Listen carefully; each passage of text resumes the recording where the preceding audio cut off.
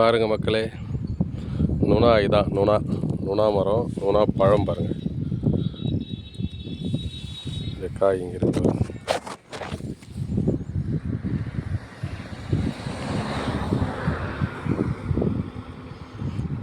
நுணா மத்தினி சொல்லுவாங்க.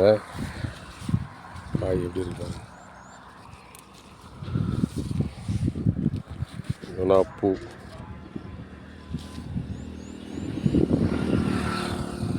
இது இடுமருந்து இருக்குது பாருங்கள், வசியத்துக்காக வைக்கிற இடுமருந்து.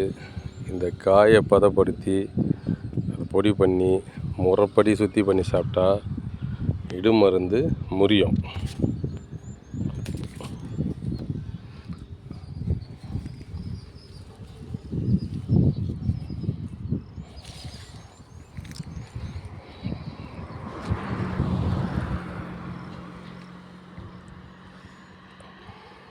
நுணா மரம், நுணா காய்.